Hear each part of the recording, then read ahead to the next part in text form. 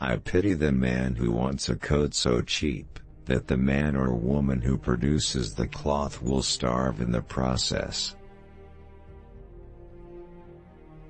Great lives never go out, they go on. Prayer steadies one when he is walking in slippery places, even if things asked for are not given. God forbid that the day should ever come when, in the American mind, the thought of man as a consumer shall submerge the old American thought of man as a creature of God, endowed with unalienable rights. I am thorough believer in the American test of character. He will not build high who does not build for himself. The indiscriminate denunciation of the rich is mischievous. No poor man was ever made richer or happier by it. It is quite as illogical to despise a man because he is rich as because he is poor. Not what a man has, but what he is, settles his class. We cannot right matters by taking from one what he has honestly acquired, to bestow upon another what he has not earned. The bud of victory is always in the truth. The disfranchisement of a single legal elector by fraud or intimidation is a crime too grave to be regarded lightly.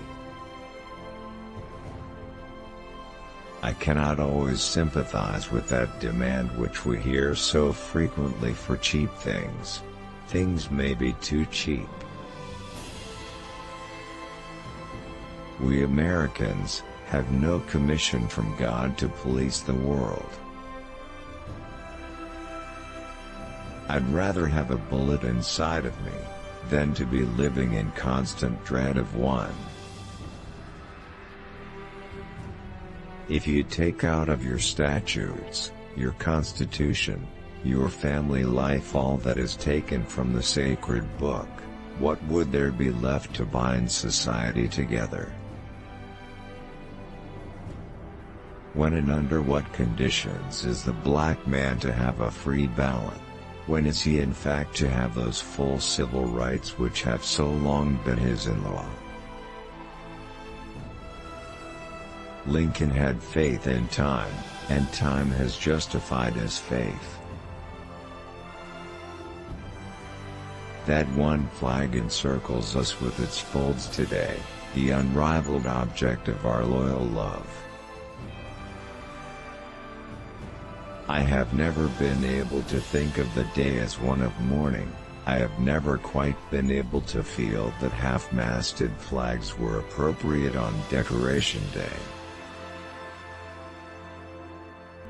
I have rather felt that the flag should be at the peak, because those whose dying we commemorate rejoiced in seeing it where their valor placed it. We honor them in a joyous, thankful, triumphant commemoration of what they did.